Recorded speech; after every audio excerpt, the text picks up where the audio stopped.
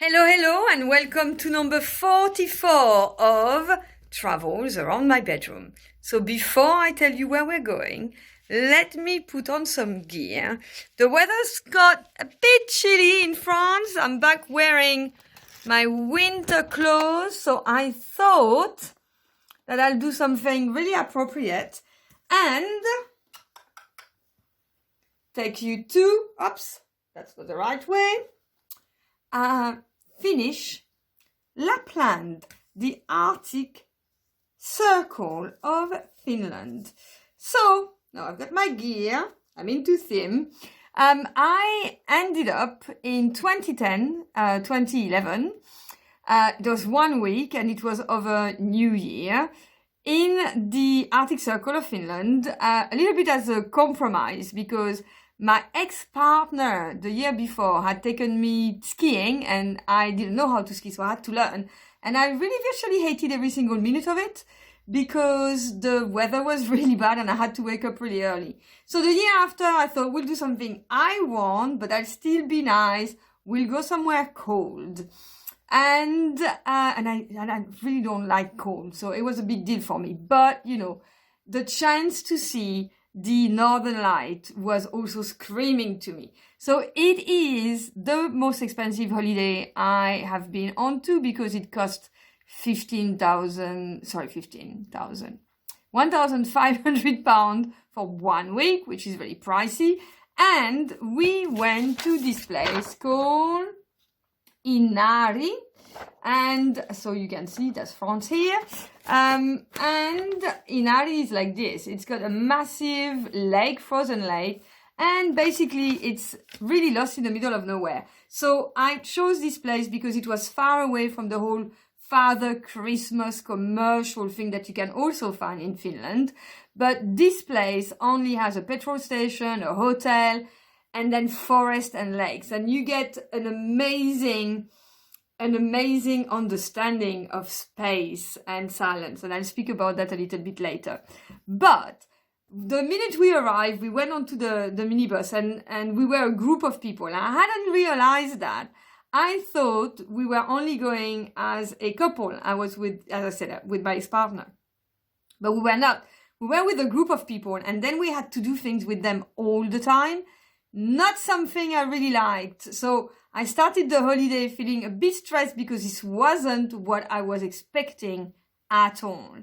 And then we saw a reindeer, you know, so that was really cool as well. I really loved it. Arrived at the hotel, beautiful hotel. I had booked a room with a sauna as well inside because I love them. And I thought we have to really do the Finnish thing.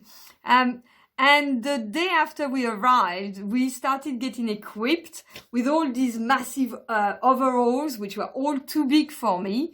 So that was also a bit of a challenge to find the shoes and everything. Thank God they have kids sizes.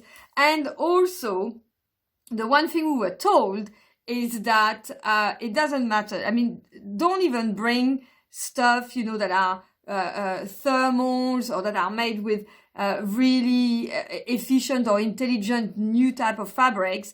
Everyone over there uses wool and natural fabrics because they have no choice. This is really what is best for you.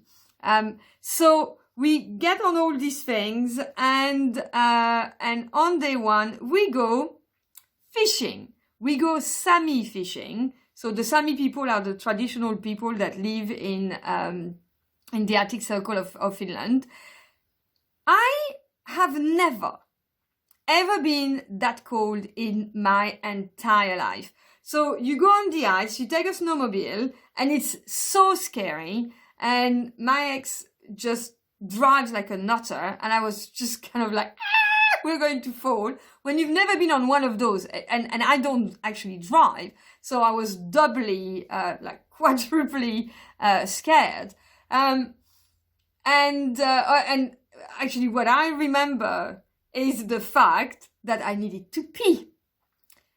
So I don't know if you've ever peed at minus 35 degrees. Actually, it was probably minus 45 degrees because we were on the lake where it gets the coldest. It is the coldest pee I've ever had in my entire life. and it probably was the quickest one as well. So we get back, we had to stop, we get back on the snowmobile. I also managed to lose a contact lens, so I could only see half of what I was doing. No one had warned me about, the fact that that could happen. And then we went fishing. So you get this thing and then you whirl it inside the ice. It makes the hole, and you sit with your, your angling thing. I don't know how you call it. Your stick. And you wait for the fish to come. And of course the fish doesn't come and you get so cold. So cold. So I kind of probably lasted 10-15 minutes max, and then I went to the place where they had a fire. So yeah, not, I would say, my favorite activity of my stay, but to be on the snowmobile and to be surrounded by so much vastness. I had never seen such a massive frozen lake. I'd seen frozen lakes in Lithuania, but not that big. And the forest. And as I was saying, the silence. It really does something to you where it slows you down. And the one thing that I realized about the Sami people was that they were really relaxed. Like everything was done very, very slowly, to the point like I'm pretty much on speed all the time. And I had to handle that and to deal with that, because I always want things to be done very, very quickly. And not having any sense of time as well, and not doing activities every single day, but only we were doing activities every day, but not for the whole day. And then you just like, what do you do the rest of the day? And you can go snow with your snowshoes as well. So that was fun. But it's really hardcore. You need to be very fit. What did we do? Cross country skiing as well, which is that made me think that actually skiing downhill is pretty cool. And now I love skiing. So on day 2, we went to see a reindeer herder, and we learned a lot about fur. That's actually not reindeer fur of skin, but they make shoes from that, and also coats and trousers, because really there is nothing else that isolates them more than that. So really fascinating trips, and we went to feed the reindeers as well, which was really great. But my favorite thing was the husky ride, because I got to be in the sledge, but I also got to be the driver, and it's really very exhilarating when you're there and you're shouting and the dogs are going with you, until of course the time where you feel that you're so confident and you've been doing it for years, and you lose that one little bit of concentration, and bada bang, like everything falls over. So my ex wasn't really happy about the fall, but it's quite fun. What can you do? So for me, that was the most amazing thing, because there was no noise. Yes, you were in the middle of nature, and then we had a fire to warm up. It was just magical. So did I see the Northern Lights?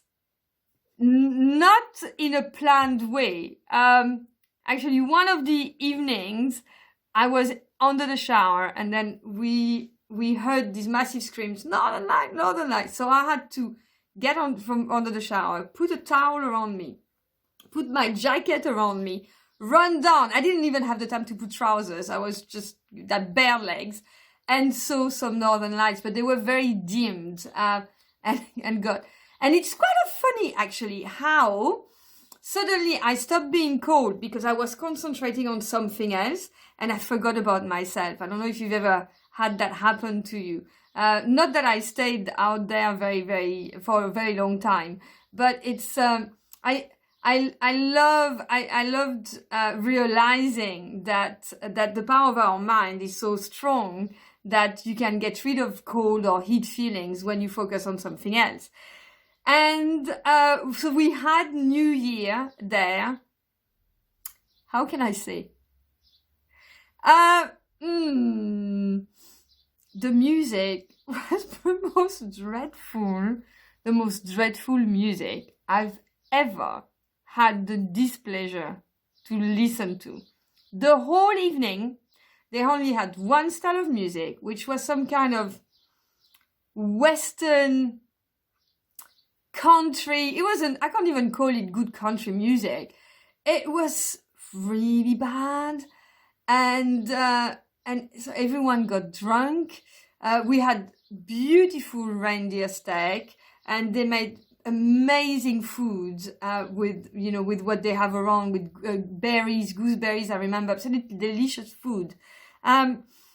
But that New Year, and I was with this group of people, and I don't know if you've ever been with a group of people that you don't gel with.